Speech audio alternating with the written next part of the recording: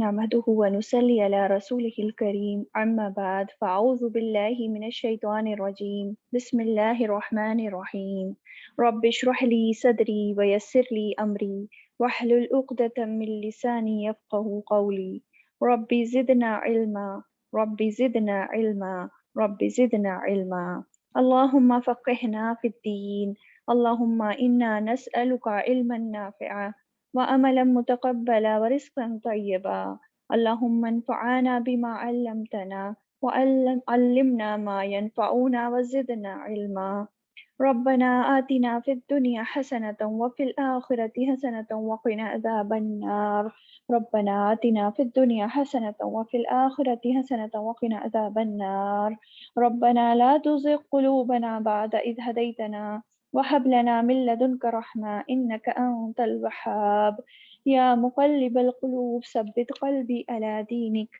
يا مقلب القلوب ثبت قلوبنا على دينك ربنا اصرف عنا عذاب جهنم إن عذابها كان غراما إنها ساءت مستقرا ومقاما اللهم حاسبنا حسابا يسيرا اللهم حاسبنا حسابا يسيرا ربنا لا تزغ قلوبنا بعد إذ هديتنا وهب لنا من لدنك رحمة إنك أنت الوهاب ربنا لا تؤاخذنا إن نسينا أو أخطأنا ربنا ولا تحمل علينا إصرا كما حملته على الذين من قبلنا ربنا ولا تحملنا ما لا طاقة لنا به واعف عنا واغفر لنا وارحمنا أنت مولانا فانصرنا على القوم الكافرين ربي يسر ولا تعسر وتمم بالخير آمین یا رب العالمین۔ بسم اللہ الرحمن الرحیم۔ آیت نمبر 15 پہلے ہم دیکھیں گے اس کا ترجمہ۔ قل کہہ دیجئے اعنبئکم کیا میں خبر دوں تمہیں بخیر من ذالکم بہتر کی اس سے، للذین ان لوگوں کے لیے جنہوں نے اتقوا تقوی کیا، عند ربہم ان کے رب کے پاس، جنات تجری من تحتها الانہار باغات ہیں بہتی ہیں اس کے نیچے سے نہریں، خالدین فیہا ہمیشہ رہنے والے ہیں ان میں، وازواج مطہرۃ اور بیویاں پاکیزہ، ورضوان من اللہ اور رضامندی اللہ کی طرف سے، واللہ بصیر بالعباد اور اللہ خوب دیکھنے والا ہے بندوں کو۔ ٹھیک ہے، کیا سمجھ میں آیا؟ اب اس آیت سے ہمیں جو ہے یہ بات سمجھ میں آ رہی ہے کہ ابھی ہم نے پیچھے پڑھا کہ جتنی بھی ساری چیزیں ہیں دنیا کی، یہ صرف دنیا کی حد تک ہے نا، دنیا میں استعمال کرنے والی چیزیں ہیں، لیکن لوگ کیا ہیں، انہی کے پیچھے پڑے رہتے ہیں، اپنی اسی کو سب کچھ سمجھ لیتے ہیں اور پوری زندگیاں اسی میں لگا کے بیٹھ جاتے ہیں اور آخرت کی فکر ہی نہیں ہوتی ہے۔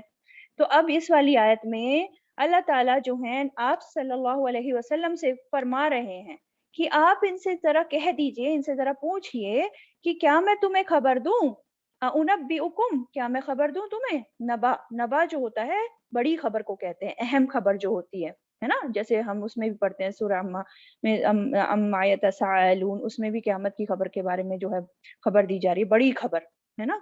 تو کیا میں تمہیں خبر دوں، کیا میں بتاؤں تم کو، کیا تم جاننا چاہ رہے ہو، ہم سب سے سوال پوچھا جا رہا ہے، کیا تم جاننا چاہ رہے ہو ان سب سے بہتر چیزیں جو ابھی جو ہم نے پڑھی تھی پچھلی آیت میں، ان سب سے بھی بہتر چیز کیا ہے، جتنی بھی اس دنیا میں اٹریکشنز ہیں ان سب سے بھی زیادہ سب سے اچھی چیز، سب سے بہتر چیز کیا ہے، کیا تم جاننا چاہتے ہو، بتاؤں میں تمہیں، تو سوال کیا جا رہا ہے۔ ٹھیک ہے، تو کیا بتایا جا رہا ہے، للذین اتقوا عند ربہم جنات، ان کے لیے جنہوں نے تقوی کیا ان کے رب کے پاس جنات ہیں، جنتیں ہیں، ایک جنت نہیں جنتیں، اور اگر اس کا ویسے میننگ لیں تو باغات۔ تو کیا بات بتائی جا رہی ہے کہ جن لوگوں نے تقوی کیا، تقوی کا راستہ اختیار کیا، ان کے لیے اللہ تعالیٰ کے پاس جنتیں ہیں، اور اللہ تعالیٰ کے پاس اس پہ ذرا غور کریں آپ، ہے نا، اللہ تعالیٰ کے پاس یعنی کہ عند ربہم بہت ہی قریب اللہ تعالیٰ کے مقرب لوگوں میں سے ہوتے ہیں وہ لوگ، یعنی کہ اللہ تعالیٰ کے قریب ان کو ایسی جنتیں ملیں گی جہاں پہ وہ ہمیشہ ہمیشہ رہیں گے۔ اور یہ کن کے لیے ہیں، اتقوا جنہوں نے تقوی کیا، ان کے لیے نہیں ہے کہ جو صرف کہتے ہیں ہاں ہم مسلمان ہیں اور کلمہ پڑھ چکے ہیں لا الہ الا اللہ، اور پھر بس بیٹھ جاتے ہیں، کچھ کم کام کرتے نہیں ہے، بس سوچ لیتے ہیں ہم نے تو کلمہ پڑھ لیا اور ہم تو بس جنتی ہو گئے، ان کے لیے نہیں ہے۔ کس کے لیے ہے، جنہوں نے تقوی کیا ہے، جو پرہیزگار ہیں، جو متقی بن چکے ہیں ان کے لیے یہ ہے، ٹھیک ہے.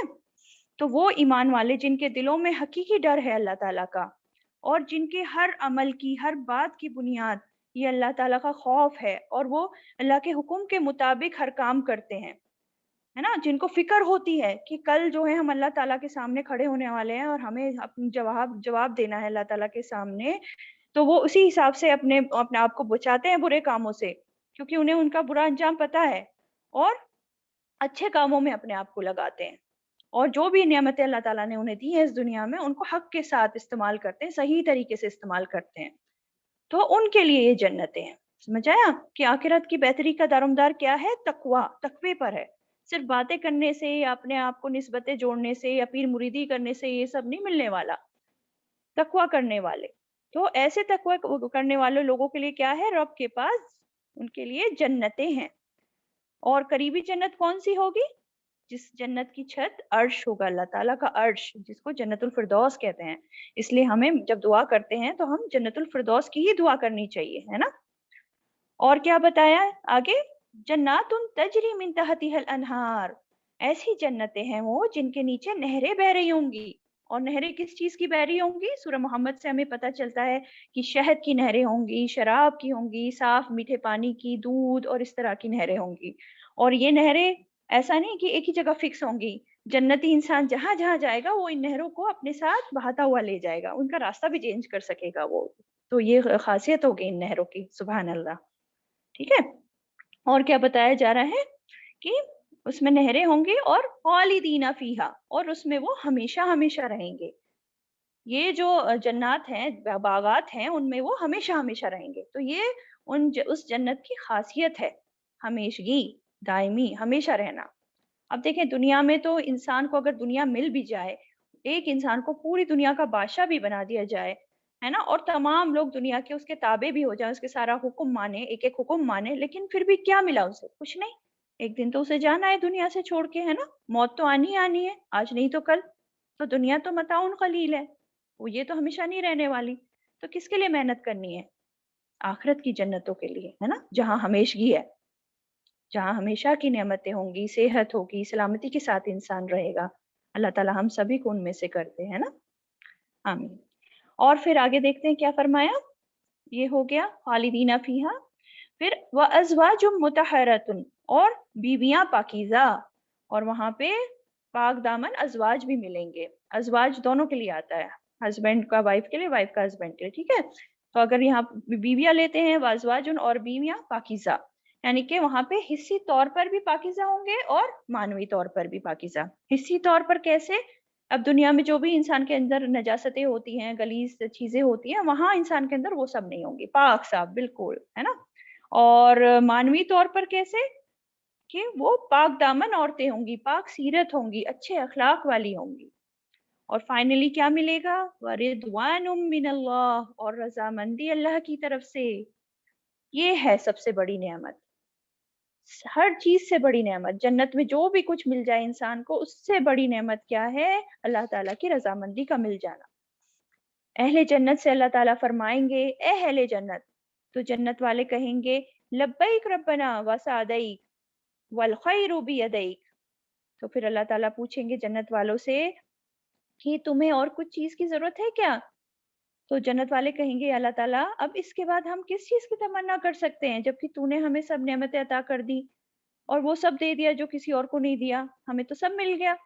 تو اللہ تعالیٰ فرمائیں گے اس وقت کہ میں تم پر اپنی رضامندی کو حلال کر دیتا ہوں، کہ جس کے بعد کبھی بھی تم پر میری ناراضگی نہیں ہوگی. یعنی کہ اس کے بعد اللہ تعالیٰ کبھی بھی ناراض نہیں ہوں گے ان پر، جنت والوں پر. تو یہ انسان کی سب سے بڑی نعمت ہوگی کہ اس کو یہ خوشخبری مل جائے کہ اللہ تعالیٰ اس سے راضی ہو گیا. وَرِضْوَانٌ مِّنَ اللَّهِ أَكْبَرُ. اب دیکھیں ہم دنیا میں یہی تو کوشش میں رہتے ہیں کہ کس طرح اللہ تعالیٰ ہم سے راضی ہو جائے، ناراض نہ ہو. تو یہ خوشخبری تو لوگوں کو انشاءاللہ جنت میں ملے گی. پھر فرمایا واللہ بصیر بالعباد، اور اللہ خوب دیکھنے والا ہے بندوں کو. اللہ تعالیٰ تمام بندوں کو، اپنی تمام مخلوق کو خوب دیکھ رہا ہے. بصیر، بصیر جو ہے دونوں ٹرمز میں ہے، علم کے اعتبار سے بھی اللہ تعالیٰ کو ہر چیز کا پورا پورا علم ہے، اور نظر، دیکھنے کے اعتبار سے بھی. ٹھیک ہے. اللہ تعالیٰ سب کو دیکھ رہا ہے، اور اس کو معلوم ہے کہ کس کو جو ہے اس دنیا کی رونقیں چاہیے یا اور کس کو آخرت کی نعمتیں چاہیے. اللہ تعالیٰ دیکھ رہا ہے کہ کون اپنی زندگی کو ان خواہشات کے پیچھے لگا کر گنوا رہا ہے، اللہ کو بھلائے بیٹھا ہے، غافل زندگی بتا رہا ہے، اور کون ہے جو صرف اللہ کی رضامندی چاہتا ہے ہر حال میں اور اسی کے لیے محنت کر رہا ہے، اسی کے لیے کوشش کر رہا ہے انہی جنتوں کو پانے کے لیے. کون مشکلیں اٹھا رہا ہے. تو اللہ تعالیٰ سب دیکھ رہا ہے، انسان کے ارادے، نیتیں، سب کچھ اللہ تعالیٰ کو معلوم ہے. سبحان اللہ. چلے نیکسٹ آیت پہ آ جاتے ہیں، آیت نمبر 16. الذین یقولون، وہ جو کہتے ہیں، ربنا، اے ہمارے رب، اننا، بے شک ہم، آمنا، ایمان لائے ہم، فاغفر لنا، بس بخش دے، ذنوبنا، ہمارے گناہوں کو، وقنا عذاب النار، اور بچا ہمیں عذاب سے آگ کے، وقنا عذاب النار. تو یہ جو تقوی والے خوش قسمت لوگ جو ہیں کون ہوتے ہیں؟ کون ہیں وہ لوگ جن سے اللہ تعالیٰ راضی ہوتا ہے؟ نا، وہ لوگ جو کہتے ہیں اے ہمارے رب، بے شک ہم ایمان لے آئے. کیا کہتے ہیں؟ یا رب ہم ایمان لے آئے. وہ اقرار کرتے ہیں، زبان سے بھی اقرار کرتے ہیں، ڈکلیئر کرتے ہیں اپنے ایمان کو، اور یہ ضروری بھی ہے زبان سے اقرار کرنا، اور دل سے بھی وہ یہ بات کہتے ہیں، دل میں بھی ان کا پکا یقین ہوتا ہے، پکا اعتقاد ہوتا ہے، اور کہتے ہیں کہ اللہ ہم تجھ کو مانتے ہیں، تیرے رسولوں کو مانتے ہیں، آخرت کو مانتے ہیں، تیری کتابوں کو مانتے ہیں، تقدیر پہ یقین رکھتے ہیں، سب کو مانتے ہیں اللہ، ہم ایمان لاتے ہیں. ٹھیک ہے. تو مومن لوگ کیسے دعا کرتے ہیں؟ جو بنیادی چیز ہے ایمان، اس کو سامنے رکھتے ہوئے اللہ تعالیٰ کے سامنے پیش کرتا ہے ایک مومن، اور پھر اس کو وسیلہ بناتے ہوئے دعا کرتا ہے. کیا دعا کرتا ہے؟ کہ اللہ تعالیٰ ہمارے گناہ بخش دے، یا اللہ ہمارے گناہ بخش دے، فاغفر لنا ذنوبنا وقنا عذاب النار، یا اللہ ہمارے گناہ بخش دے اور ہمیں آگ کے عذاب سے بچا لے. ایمان والے ہو کر ہم لوگ ایمان والے ہیں لیکن کمزور بھی ہیں نا، یا اللہ ہم کمزور انسان ہیں، ہم سے غلطیاں ہوتی رہتی ہیں، بس تو معاف کر دے ہمیں. ٹھیک ہے. اس طرح سے دعا کرتے ہیں ایمان والے، اور ہمیں بھی اسی طرح کرنی چاہیے. تو کیا پتہ چلا اس آیت سے ہمیں؟ کہ جو ایمان ہوتا ہے انسان کا، یہ ایمان ہی ہے جو انسان کو اس کی غلطیاں دکھاتا ہے. وہ اپنی غلطیوں کو پہچان لیتا ہے انسان، اور پھر ان غلطیوں کا اعتراف کرتا ہے، اللہ کے سامنے گڑ گڑا کر پھر معافی مانگتا ہے، اور اپنی غلطیوں کا انسان اللہ کے سامنے بھی، اور لوگوں سے حق میں کوئی کمی ہو گئی ہے تو ان سے بھی پھر معافی مانگتا ہے. ٹھیک ہے. اور ایمان، دوسری بات کیا پتہ چل رہی ہے؟ کہ ایمان جو ہے وہ انسان کی بخشش کا ذریعہ بنتا ہے. کیونکہ دیکھیں ایمان جس کے اندر ہوتا ہے، کوئی ایمان والا انسان، جیسے ہوتے ہیں ہم لوگ اسی طرح کے لوگ ہیں نا، ایمان تو ہے لیکن پھر بھی جانے انجانے میں ہم سے گناہ ہو جاتے ہیں. لیکن کیا ہے ایمان والے لوگوں کے لیے؟ اگر وہ گناہ گار بھی ہوگا تو جہنم میں جائے گا تو اپنی سزا اس کو کاٹنی پڑے گی، لیکن ایک دن پھر جہنم سے نکال لیا جائے گا وہ سزا کاٹنے کے بعد، اتنے ایمان کی وجہ سے. جس کے دل میں ذرہ بھر بھی ایمان ہوگا تو اس کو بھی ایک دن باہر نکال لیا جائے گا. تو ایمان بخشش کا ذریعہ بنتا ہے. ٹھیک ہے. اب آگے فردر کوالٹیز بتائی جا رہی ہیں، صفات بتائی جا رہی ہیں کہ کون لوگ ہیں جن کے لیے جنت ہے. تو ایک کوالٹی تو یہ پتہ چل گئی ہمیں کہ وہ لوگ اپنے ایمان کا وسیلہ دیتے ہیں، اور پہلے تو پکا ایمان لاتے ہیں، اور پھر اسی طرح جو ہے اپنی غلطیوں کو ایکسیپٹ بھی کرتے ہیں اور اللہ تعالیٰ سے بخشش بھی مانگتے ہیں اور دعائیں کرتے ہیں. پھر اگلی اور کیا صفات ہوتی ہے ان میں؟ آیت نمبر 17 میں دیکھتے ہیں. الصابرین والصادقین والقانتین والمنفقین، صبر کرنے والے، الصابرین والصادقین، اور سچے، والقانتین، اور اطاعت گزار، والمنفقین، اور خرچ کرنے والے، والمستغفرین، اور استغفار کرنے والے، بالاسحار، سحری کے وقت. سبحان اللہ. یہ آیت دیکھیں، غور سے دیکھیں کہ کیا صفات ہوتی ہیں جو جنتی لوگ ہوتے ہیں، جو متقی لوگ ہوتے ہیں، ہے نا. الصابرین، پہلی صفات. تو پہلے میں نے کیا بات کری؟ ایمان ہو گیا، ایمان کے بعد وہ اپنی غلطیوں کا اعتراف کرتے ہیں. پھر الصابرین، صبر کرنے والے ہوتے ہیں، یعنی کہ اپنے ایمان پر وہ مرتے دم تک استقامت کے ساتھ رہتے ہیں، یا کوئی بھی مصیبت آئے، کوئی بھی ان کو بڑے سے بڑا نقصان ہو جائے، مایوس نہیں ہوتے، ہمت نہیں ہارتے. اور صبر کیا ہوتا ہے ہم پہلے بھی بہت بار دیکھ چکے ہیں، کہ اپنے آپ کو نیگیٹو ریئیکشن سے روک لینا، اپنے آپ کو تھام کر رکھنا، کوئی بھی غلط بات منہ سے نہ نکالنا. اور صبر جو ہوتا ہے 3 طرح کا ہوتا ہے. یہ بھی میں پہلے ڈسکس کر چکی ہوں. پہلا کیا ہے؟ اطاعت پر صبر، ہے نا. اطاعت پر صبر. اطاعت پر صبر کیا ہوتا ہے کہ نیکی کے کاموں پر خود کو جمع کر رکھنا. دیکھیں انسان جو ہے بیچ بیچ میں جو ہے پریشان ہو جاتا ہے یا تھک جاتا ہے، پتہ چلا نماز پڑھنے کا وقت ہو گیا لیکن گھر کے کام سے اتنا تھک گئے ابھی جو ہے دل نہیں کر رہا نماز پڑھنے کا، لیکن پھر وقت نکل جائے گا. اسی طرح جو ہے تہجد کا میں جو ہے انسان جب چاہتا ہے کہ میں تہجد پڑھوں لیکن نیند کا غلبہ ہو رہا ہے، تو کیا کرتا ہے انسان؟ اپنے اوپر اس چیز کو کرواتا ہے خود سے، اس نیکی کو کرواتا ہے خود سے، اس پہ جم جاتا ہے. تو یہ ہوتا ہے اطاعت پر صبر، اپنے آپ سے نیکی کروانا، نیکی پر کاموں پر خود کو جمع کر رکھنا. پھر ہوتا ہے دوسرا معصیت پر صبر، یعنی کہ معصیت پر صبر کیا ہے؟ گناہ نہ کرنے پر صبر. یعنی کہ انسان کو دل تو بہت کر رہا ہے کہ میں یہ کام کر لوں، لیکن وہ اللہ تعالیٰ کی نظر میں برا کام ہے، اللہ کو پسند نہیں ہے وہ کام. حالانکہ اس انسان کی استطاعت ہے کرنے میں، کوئی سے روکنے والا نہیں ہے فی الحال دنیا میں، لیکن وہ پھر روک لیتا ہے اپنے آپ کو، نہیں کرتا غلط کام، گناہ سے اپنے آپ کو بچا لیتا ہے. یہ ہوتا ہے معصیت پر صبر. پھر تیسرا کیا ہے؟ تکلیفوں پر صبر. کوئی مصیبت آئے، کوئی مشکل آئے تو اس پر صبر کرنا کہ یہی میری تقدیر میں ہے، اللہ تعالیٰ نے یہی لکھا ہے اور اس میں بھی کچھ نہ کچھ بہتری ہوگی، اس دنیا میں نہیں تو آخرت میں اس کے بدلے مجھے بہت اچھی چیز ملے گی اس کے بدلے میں. تو تکلیفوں پر صبر، جیسے یعقوب علیہ السلام نے کیا. کب؟ جب یوسف علیہ السلام جو ان کے پیارے بیٹے تھے وہ جدا ہو گئے ان سے، اور کتنی سال جدا رہے، ہے نا. لیکن کیا کیا انہوں نے؟ صبر جمیل.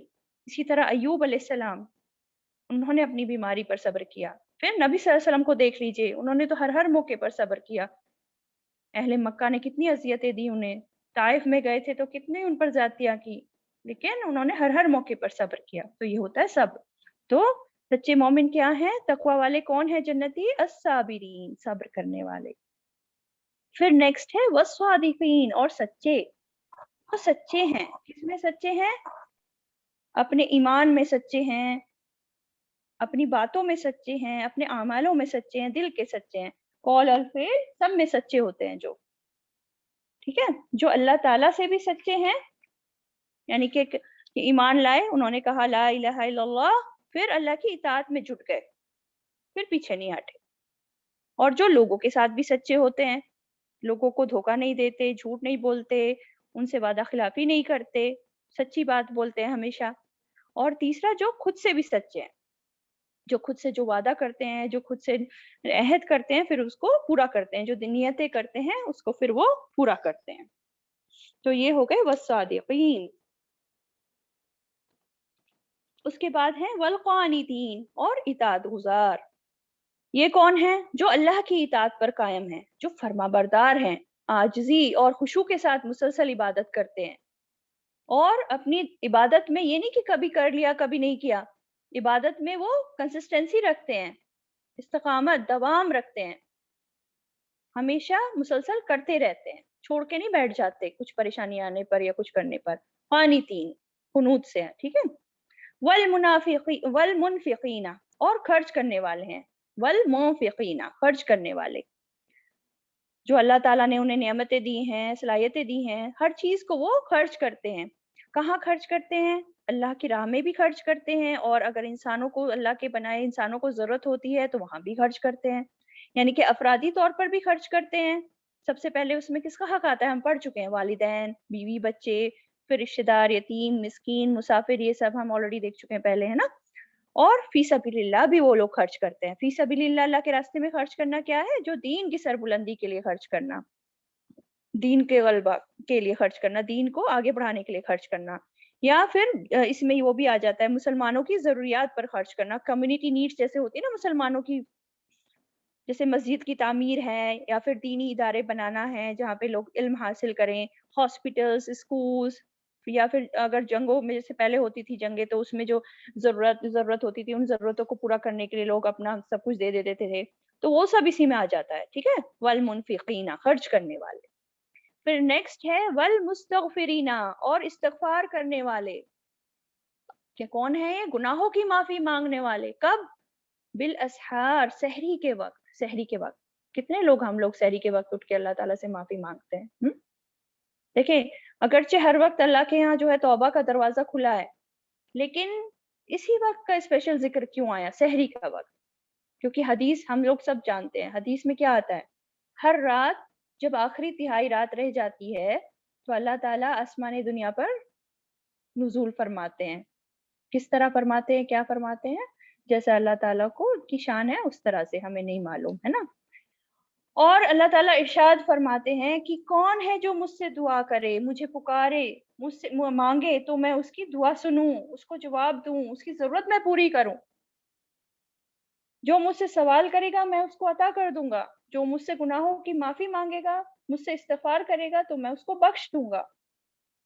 تو اللہ تعالیٰ نیچے آ کر ہمارے لیے جو ہے ڈیلی ہمیں پکارتے ہیں اور ہم مست سوئے پڑے رہتے ہیں. اتنے ہم دن میں جو ہے روتے رہتے ہیں کہ ہمیں یہ پریشانی، وہ پریشانی، ہماری یہ دعا پوری نہیں ہو رہی اور ہمیں ہماری یہ ضرورت پوری نہیں ہو رہی. لیکن جب اللہ تعالیٰ پکار رہے ہوتے ہیں کہ آؤ میری طرف آؤ، میں تمہاری جو ہے جتنی بھی حاجتیں ہیں پوری کروں، تمہارے جو گناہ ہیں میں بخش دوں، تو اس وقت ہم بے ہوش ہو کے سوئے رہتے ہیں، تھوڑی دیر کے بھی نہیں اٹھتے، اتنا بھی نہیں کرتے کہ چلو تھوڑا بستر میں ہی بیٹھ کے دعا مانگ لیں اگر نماز نہیں پڑھ رہے ہیں. تو یہ جو وقت ہے نا سحری کا وقت، فجر سے پہلے کا، یہ دعاؤں کی قبولیت کا وقت ہوتا ہے. تو اس لیے اسپیشلی یہ بات یہاں آئی ہے. تو اللہ کے نیک بندے کیا کرتے ہیں؟ جن کو اپنی آخرت کی فکر ہوتی ہے وہ غافل ہو کر نہیں سوتے، وہ رات کو اٹھ کر تہجد پڑھتے ہیں، دعائیں مانگتے ہیں، خوب خوب گر گڑا کر بخشش کی دعا کرتے ہیں. اور اگر نماز بھی نہیں پڑھ رہے ہوتے تو کروٹیں جیسے بدلتے ہیں، آنکھ کھل جاتی ہے، تب بھی وہ اللہ سے جو ہے اپنی بخشش کی دعائیں کر رہے ہوتے ہیں. اور ایسے لوگ جو ہے اپنی گناہوں کی بخشش مانگ رہے ہوتے ہیں نا، تو سوچئے وہ لوگ اپنی غلطیاں پہچانتے ہیں، وہ دیکھتے ہیں ہمارے اندر کیا غلطیاں ہیں، تبھی تو وہ دعا کر رہے ہیں اپنی غلطیوں کی معافی کی، اپنی بخشش کی. تو ایسے لوگ دوسروں میں غلطیاں نہیں ڈھونڈتے رہتے، ان کو اتنا ٹائم نہیں ہوتا کہ دوسروں میں غلطیاں ڈھونڈتے رہیں کہ یہ ایسا ہے وہ ایسا ہے اور اس کی تو بخشش نہیں ہوگی اور یہ وہ دوسروں پہ کمنٹ کریں، دوسروں کو جو ہے برا بھلا کہیں. ان کو اتنا وقت نہیں ہوتا، ان کو اپنی فکر پہلے ہوتی ہے اور اپنی فکر میں ہی وہ جو ہے ان کا سارا وقت اسی میں چلا جاتا ہے. تو ہمیں بھی کیا کرنا ہے؟ اپنے کو پہلے دیکھنا ہے، اپنی غلطیوں کو پہلے دیکھنا ہے، اپنے لیے بخشش پہلے مانگنی ہے. ٹھیک ہے؟ اور سحری کے وقت اسپیشلی اٹھ کے 2 رکعت ہی پڑھ لیں تہجد، اور اگر نہیں پڑھ پا رہے ہیں تو ایٹ لیسٹ اٹھ کے تھوڑی دعائی کر لیں اپنے لیے، اپنے گھر والوں کے لیے، اپنی مسلمان امت کے لیے. آیت نمبر 18. شہید اللہ، گواہی دی اللہ نے، انہو کی بے شک وہ، لا الہ الا ہو، نہیں کوئی الہ برحق مگر وہی، والملائکۃ اور فرشتوں نے بھی، واولو العلم اور علم والوں نے، قائما بالقسط قائم ہے اس حال میں کہ وہ انصاف پر ہے. لا الہ الا ہو، نہیں کوئی الہ برحق مگر وہی، العزیز الحکیم، بہت زبردست ہے، خوب حکمت والا ہے. کیا فرمایا جا رہا ہے؟ شہید اللہ، گواہی دی اللہ نے. کون گواہی دے رہا ہے؟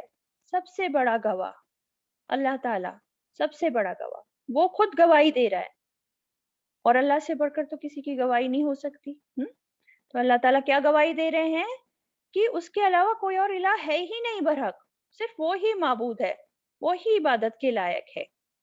اور اس کے ساتھ ساتھ اور کون گواہی دے رہے ہیں؟ والملائکۃ واولو العلم، اور فرشتے بھی اور علم والے لوگ بھی.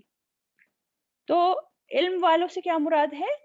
جو اللہ تعالیٰ کی معرفت رکھتے ہیں، جن کو حق معلوم ہو چکا ہے، تو ان علم والوں کی بات ہو رہی ہے. یہ دنیا کے علم والوں کی بات نہیں ہو رہی، جو اللہ تعالیٰ کو اچھے سے پہچانتے ہیں ان کی بات ہو رہی ہے. تو گواہی کس بات کی دی جاتی ہے، یا گواہی کس بات کی ہوتی ہے؟ جس چیز کو انسان اپنی آنکھوں سے یقینی طور پر دیکھ لے، جس کا اس کو یقینی علم ہو، تبھی تو وہ گواہی دے پائے گا کہ ہاں یہ میں نے ایسے دیکھا ہے، یہ بالکل ایسے ہی ہے. تو اللہ تعالیٰ کے علاوہ کوئی اور الہ ہے ہی نہیں. تو اس پر جو ہے اللہ تعالیٰ خود گواہی دے رہے ہیں، اور اللہ تعالیٰ ان کا تو مکمل علم ہے، وہ تو سب کچھ جانتے ہیں، ذرہ ذرہ ان کے علم میں ہے. تو وہ یہ گواہی دے رہے ہیں کہ کوئی بھی اللہ تعالیٰ کے علاوہ، اس کے علاوہ عبادت کے لائق نہیں ہے. کیوں؟ کیونکہ کوئی بھی ایسا ہے ہی نہیں اللہ تعالیٰ کے علاوہ جس میں یہ سب صفات یا صلاحیت ہوں جو کہ ایک معبود کے اندر ہونی چاہیے، ہے نا؟ نہ تو کوئی ہمیشہ سے قائم ہے اور نہ ہی ہمیشہ قائم رہنے والا ہے، کوئی ہمیشہ باقی نہیں رہنے والا اللہ تعالیٰ کے سوا. اور نہ ہی کوئی ایسا ہے پوری کائنات میں جو ہر چیز کا مالک ہے، صرف اللہ ہی ہر چیز کا مالک. اور ہر چیز پر اختیار بھی صرف اللہ تعالیٰ کا ہے، کسی اور کا نہیں ہے، مکمل اختیار والا ہے اللہ تعالیٰ.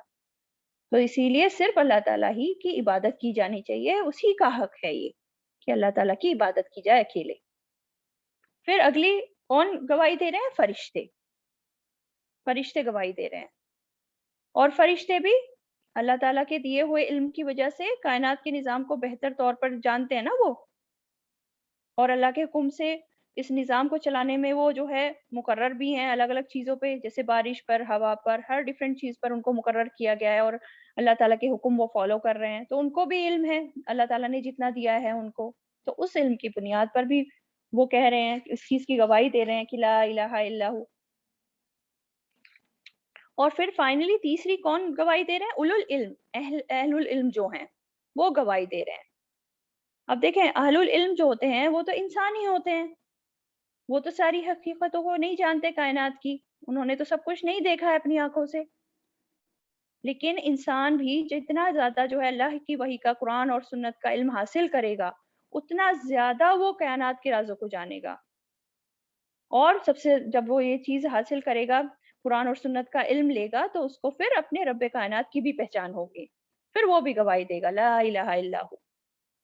اور دیکھیں نا اللہ تعالیٰ نے اہل علم کی گواہی کو اپنی اور فرشتوں کی گواہی کے ساتھ ذکر کیا ہے. تو اس میں علم کی فضیلت ہمیں پتہ چل رہی ہے، کتنی زیادہ فضیلت ہے علم حاصل کرنے کی، اہمیت پتہ چل رہی ہے ہمیں کہ علم کی وجہ سے، یہ جو علم ہے قرآن اور سنت کا علم، اس کی وجہ سے، اس کو حاصل کرنے کی وجہ سے انسان کا درجہ کتنا بلند ہو جاتا ہے، اس کی قدر کتنی بڑھ جاتی ہے اللہ تعالیٰ کی نظر میں، کہ اللہ تعالیٰ نے اس کے ساتھ ذکر کیا ہے، اس کی گواہی کو کاؤنٹ کیا ہے، اتنی امپورٹنس دی ہے نا. اور یہ سب کیا گواہی دے رہے ہیں؟ فرشتے بھی اور علم والے لوگ بھی اور اللہ تعالیٰ خود، کہ اللہ تعالیٰ انصاف پر قائم ہے، قائم بالقسط، قائم ہے انصاف پر. اللہ تعالیٰ کی بڑی شان ہے کہ وہ عدل پر قائم ہے، یعنی کہ وہ عدل کا قائم کرنے والا بھی ہے اور خود بھی عدل پر قائم ہے. اس لیے اللہ تعالیٰ کا نام بھی ہے نا العدل، اور اللہ تعالیٰ عدل کو پسند کرتا ہے. اب دیکھیں نا ہر چیز میں ہمیں اللہ تعالیٰ کا عدل دکھتا ہے پوری کائنات میں. اب چاہے تو وہ اللہ تعالیٰ نے جو قرآن میں احکامات دیے ہیں ہمیں، نماز، روزہ، زکوٰۃ، کچھ بھی ہوں، اس میں بھی اللہ تعالیٰ کا عدل دکھتا ہے. ہر چیز اعتدال میں ہے، کوئی بھی ایسا نہیں کہ ہم پہ ظلم کیا جا رہا ہے، کوئی بھی حکم ایسا نہیں ہے. سب چیز بیلنس کر کے اللہ تعالیٰ نے ہمیں دی ہے کہ چلو اس کو کر لو، کوئی بھی جو ہے بوجھ نہیں ہے ہم پر.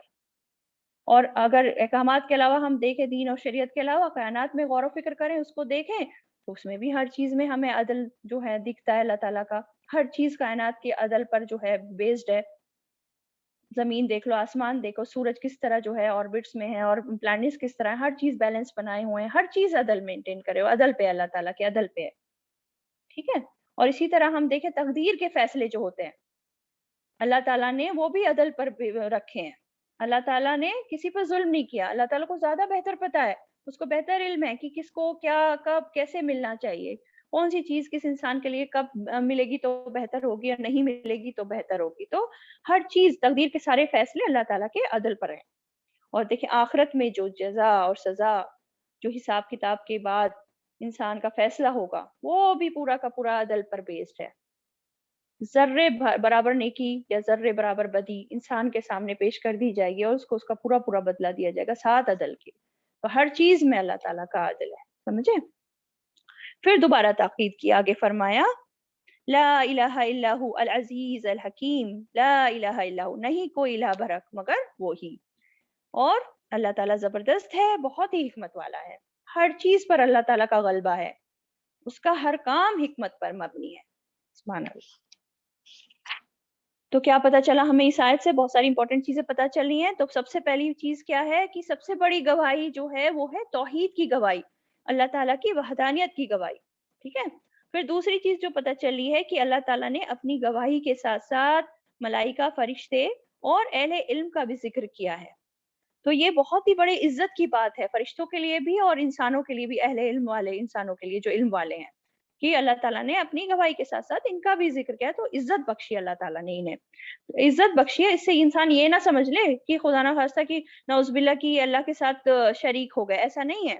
صرف عزت بخشی گئی ہے فرشتوں کو بھی اور اہل العلم کو بھی. الہ تو صرف ایک ہی ہے، اللہ تعالیٰ ہی ہے، وہی رہے گا اور وہی ہے اور ہمیشہ سے تھا، ٹھیک ہے. اور یہ لوگ بھی، فرشتے بھی اور اہل العلم بھی اسی بات کی گواہی دے رہے ہیں، لا الہ الا ہو. اور تیسری بات کیا سمجھ میں آئی کہ اللہ تعالیٰ نے ہر چیز عدل پر قائم کی ہے، ہر چیز عدل اور اعتدال. تو ہمیں، ہمارے لیے کیا اس میں سبق ملتا ہے؟ ہمیں بھی جو ہے اپنی زندگی عدل اور اعتدال کے راستہ پہ چلتے ہوئے گزارنی چاہیے. کسی پر بھی ذرہ بھر بھی ظلم نہیں کرنا چاہیے ہمیں، ٹھیک ہے. عدل کیا ہوتا ہے؟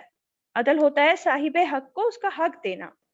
اور ظلم انسان کب کرتا ہے؟ جب دوسرے کا حق مارتا رہتا ہے، جب دوسرے کے لیے وہ نہیں چاہتا جو اپنے لیے چاہ رہا ہوتا ہے. جب انسان خود کے لیے تو کچھ چاہے کسی معاملے میں، اور اسی معاملے میں دوسرے کے لیے کچھ اور چاہے.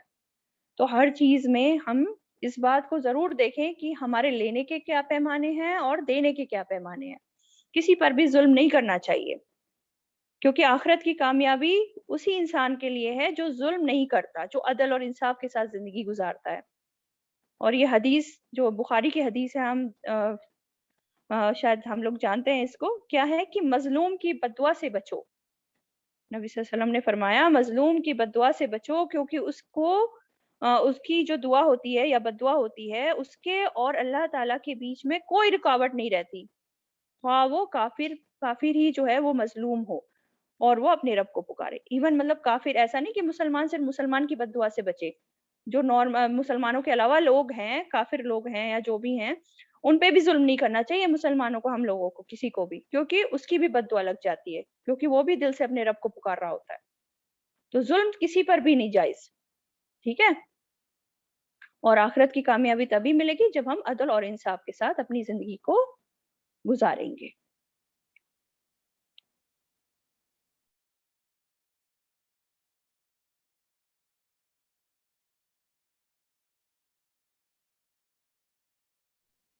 چلیں نیکسٹ آیت پہ آ جاتے ہیں، آیت نمبر 19. فرمایا جا رہا ہے ان الدین عند اللہ الاسلام، بے شک دین اللہ کے نزدیک اسلام ہے. وما اختلف الذین اوتوا الکتاب، اور نہیں اختلاف کیا انہوں نے جو دیے گئے کتاب، الا مگر من بعد، بعد اس کے، ما جو، جاءہم العلم، آ گیا ان کے پاس علم، بغیم بینہم، باوجہ ضد کے آپس میں. ومن یکفر بآیات اللہ، اور جو کوئی کفر کرے ساتھ آیات کے اللہ کی، فإن اللہ، تو بے شک اللہ، سریع الحساب، جلد لینے والا ہے حساب. کیا بتایا جا رہا ہے کہ ان الدین عند اللہ اسلام، کہ دین جو ہے اللہ کے نزدیک پسندیدہ دین جو ہے وہ تو بس اسلام ہی ہے. اور دین کسے کہتے ہیں؟ دین کہتے ہیں طریقہ زندگی، ملت، شریعت، سب اس کے معنی ہیں. تو اللہ کے یہاں طریقہ زندگی جو مطلوب ہے، پسندیدہ، دیکھیں سورہ عمران 85 میں بھی آتا ہے وَمَن يَبْتَغِ غَيْرَ الْإِسْلَامِ دِينًا فَلَن يُقْبَلَ مِنْهُ، جو اسلام کے علاوہ کوئی اور دین چاہے گا وہ اس سے قبول نہیں کیا جائے گا بالکل بھی. دین اسلام جو ہے وہی حق دین ہے، اور اسی میں اللہ تعالیٰ کا پورا پورا حق جو ہے دیا گیا ہے کہ صرف اسی کی عبادت جو ہے کرتے ہیں دین اسلام میں، ایسی کوئی چیز دوسرے دین میں نہیں ہے. اور اسلام کہتے کسے ہیں؟ اسلام کہتے ہیں اپنے آپ کو اللہ کے آگے پوری طرح جھکا دینا، اپنے کو اللہ کے احکام کے تابع کر دینا، پورے کے پورے فرما بردار ہو جانا. اور دیکھیں دین اسلام جو ہے، اللہ کے جتنے بھی اللہ کی طرف سے نبی آئے ہیں ان کا یہی دین رہا ہے.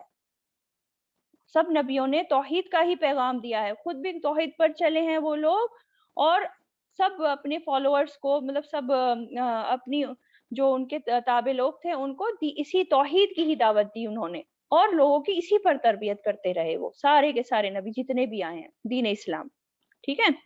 اور اسلام کا دوسرا معنی کیا ہے؟ وہ خاص معنی ہے. کون سا خاص معنی؟ جو کہ مذہب دین اسلام کے نام سے جانا جاتا ہے، جو نبی صلی اللہ علیہ وسلم دین لے کر آئے. اور یہ دین نبی صلی اللہ علیہ وسلم تمام انسانیت کے لیے لے کر آئے ہیں، تمام انسانیت کے لیے، حتیٰ کہ جنوں کے لیے بھی. پہلے نبی جو لاتے تھے وہ تو صرف اپنی اپنی قوم کے لیے لاتے تھے، دین مخصوص ہوتا تھا، لیکن نبی صلی اللہ علیہ وسلم تمام انسانیت کے لیے دین اسلام کو لے کر آئے، اور یہ فائنل دین ہے اور حق دین ہے، اس کے علاوہ کوئی اور دین قابل قبول نہیں ہے. پھر فرمایا جا رہا ہے وَمَا اخْتَلَفَ، اور نہیں اختلاف کیا، الَّذِينَ أُوتُوا الْكِتَابَ، انہوں نے جو دیے گئے کتاب، इल्ला मिन बादि मा जाअहुमुल इल्म, बाद उसके जो आ गया उनके पास इल्म, बावजह जिद के आपस की।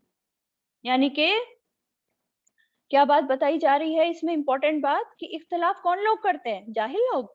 नहीं, जाहिल लोगों ने इख्तिलाफ नहीं किया, बल्कि उन लोगों ने इख्तिलाफ किया जिनके पास इल्म आ गया था। ऊतुल इल्म, जो कि ऊतुल किताब, किताब दे दिए गए थे, उनके पास इल्म आ गया था, उन्होंने जो है फिर इख्तिलाफ किया, जाहिल लोगों ने नहीं किया। तो जब नबी सल्लल्लाहु अलैहि वसल्लम जो हैं, अल्लाह ताला ने उनको भेजा हक के साथ, कुरान देकर भेज दिया, हक आ गया लोगों के पास, और अहले किताब जो है उन्होंने जान लिया हक को, और ये भी जान लिया, वो जानते थे कि नबी सल्लल्लाहु अलैहि वसल्लम जो है सच्चे नबी हैं और कुरान मजीद जो है अल्लाह ताला की भेजी हुई किताब है। फिर भी उन्होंने इसमें इख्तिलाफ किया, फिर भी वो लोग जो हैं मान कर नहीं दिए, नबी सल्लल्लाहु अलैहि वसल्लम की तस्लीम नहीं किया, कुरान पर ईमान नहीं लाए ये लोग, और इसकी तालीमात का इनकार किया।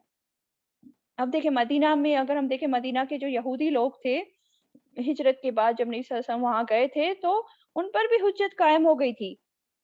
ये जब आयतें नाज़िल हो रही हैं, इस वक़्त तक अभी 2.5-3 साल में सूरह बकरा, सूरह मोहम्मद, इस जैसी सूरतें नाज़िल हो चुकी थी ऑलरेडी। अल इल्म जो है, कुरान जो है, इन पर उतर चुका था, ये हक़ जान चुके थे।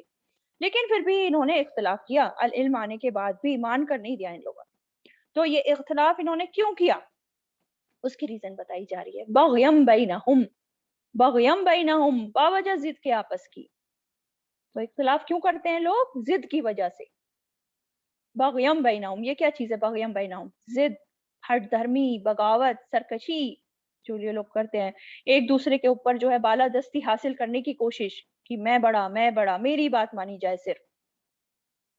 ठीक है? अपनी अहमियत जतवाना बस, कि सिर्फ़ मेरी बात मानी जाए, किसी और की ना। हम क्यों माने दूसरे की बात? हम ही ठीक हैं बस।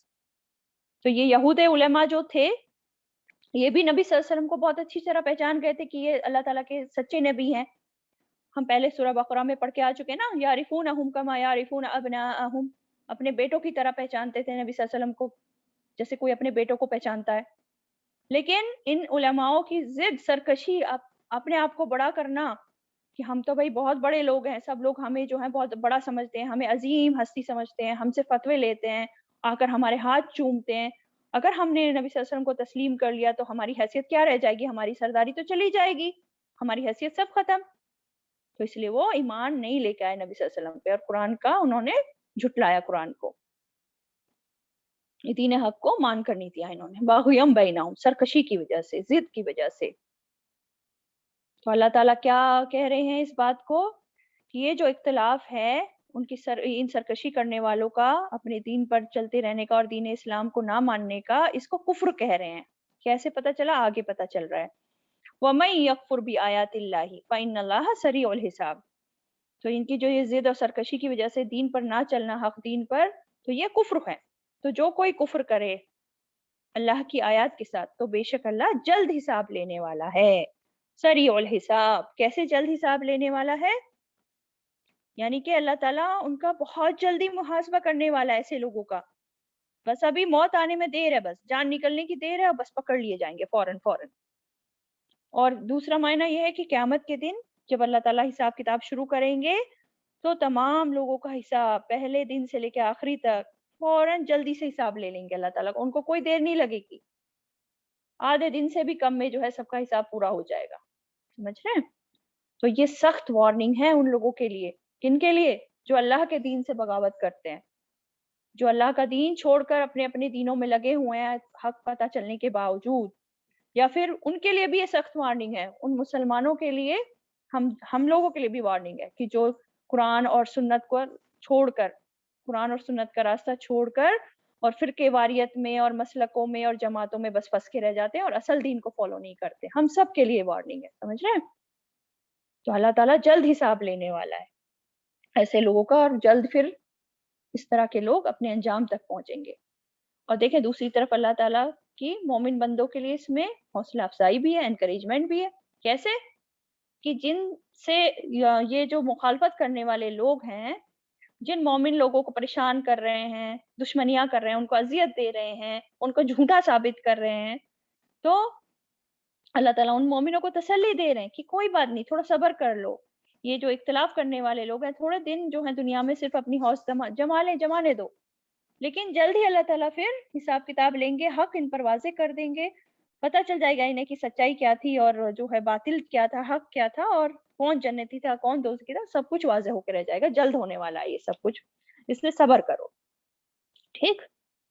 فَإِنْ حَاجُّوكَ پھر اگر وہ جھگڑا کریں آپ سے، فَقُلْ تو کہہ دیجئے اسلمت میں نے سپر کر دیا وجہیا چہرہ اپنا للہ اللہ کے لیے، وَمَنِ اتَّبَعَنْ اور جس نے اتباع کیا میرا، وَقُلْ اور کہہ دیجئے لِلَّذِينَ أُوتُوا الْكِتَابَ اور کہہ دیجئے ان کو جو دیے گئے کتاب، وَالْأُمِّيِّينَ اور امیوں کو، أَأَسْلَمْتُمْ کیا اسلام لائے تم، فَإِنْ أَسْلَمُوا پھر اگر وہ اسلام لے آئیں، فَقَدْ اهْتَدَوْا تو تحقیق وہ ہدایت پا گئے، وَإِنْ تَوَلَّوْا اور اگر وہ منہ موڑ جائیں، فَإِنَّمَا عَلَيْكَ الْبَلَاغُ تو بے شک آپ پر ہے پہنچا دینا، وَاللَّهُ بَصِيرٌ بِالْعِبَادِ اور اللہ خوب دیکھنے والا ہے بندوں کو۔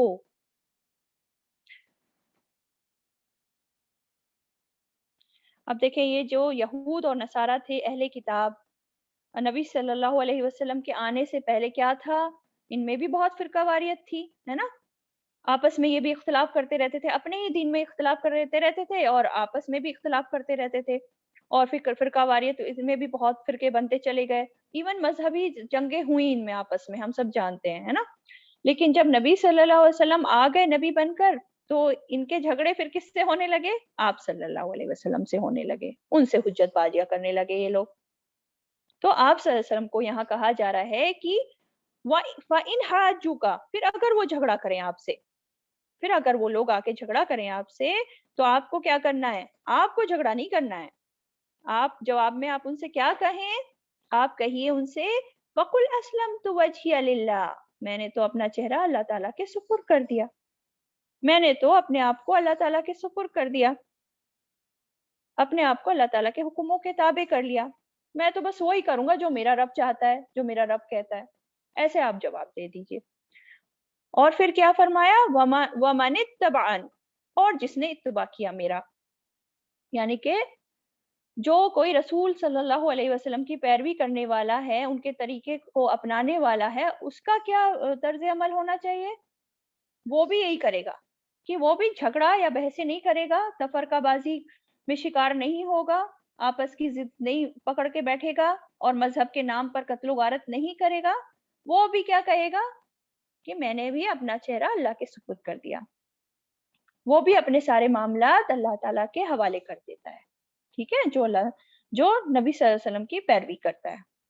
وَمَنِ اتَّبَعَنِ تو اس سے ہمیں امپورٹنٹ بات کیا سمجھ میں آ رہی ہے کہ حقیقی مسلمان کون ہے، وہ ہے جو اپنے من گھڑنت خود ساختہ دین پر نہیں چلتا، بلکہ اللہ تعالیٰ کے نازل شدہ وحی کے ذریعے آنے والے قرآن اور سنت کے دین پر چلتا ہے، اور جو نبی صلی اللہ علیہ وسلم کی اتباع کرتا ہے، یہ بہت امپورٹنٹ بات ہے، جو نبی صلی اللہ علیہ وسلم کی اتباع کرتا ہے۔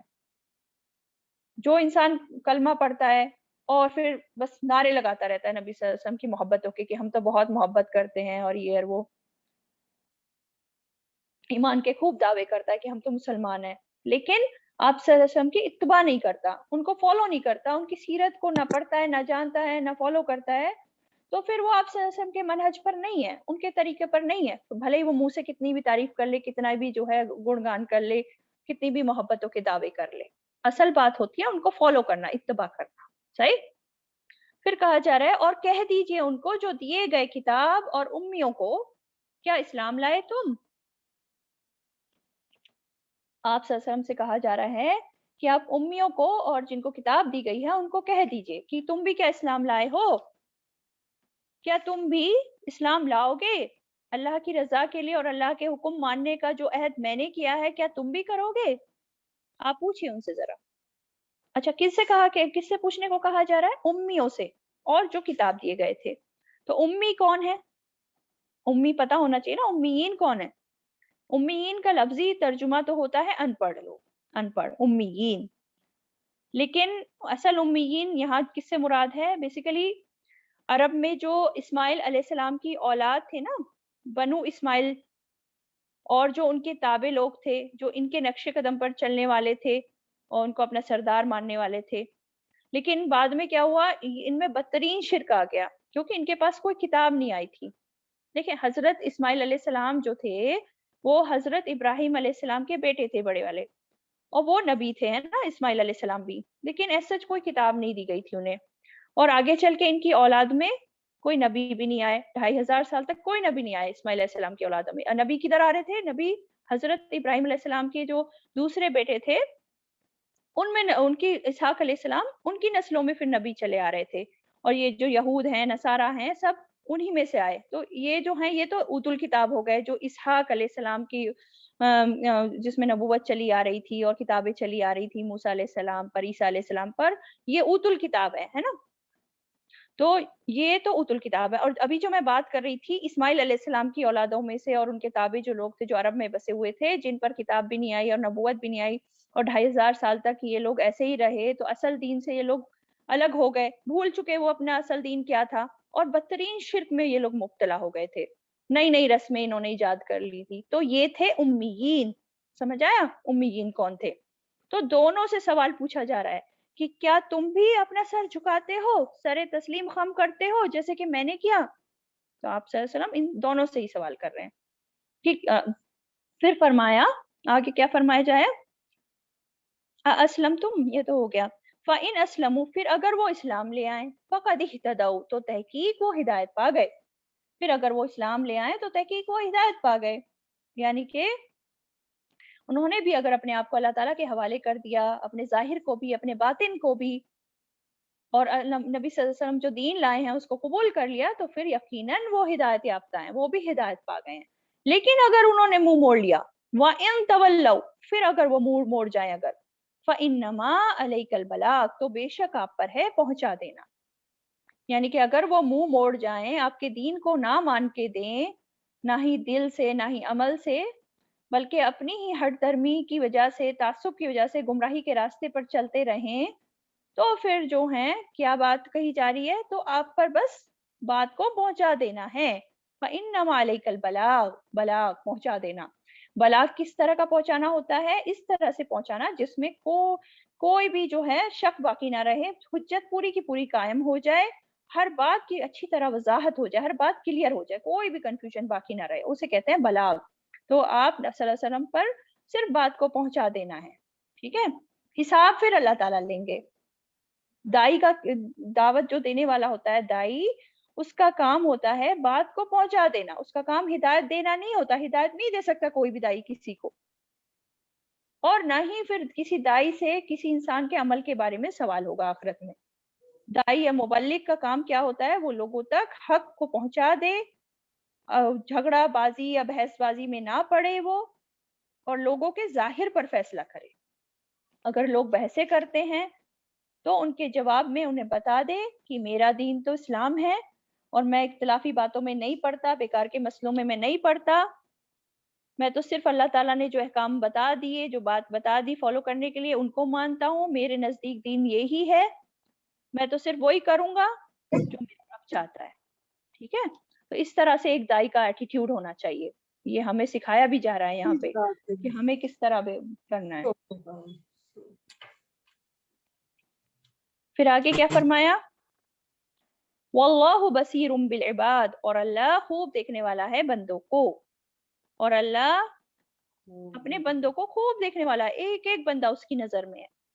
یہ بھی نظر میں ہے اللہ تعالیٰ کے کہ آپ صلی اللہ علیہ وسلم نے بلاغ کا حق ادا کیا، پیغام کو پورا پورا پہنچایا نہیں پہنچایا، ان لوگوں پر حق واضح ہو گیا ہے یا نہیں ہوا ہے، سب اللہ تعالیٰ کے علم میں ہے۔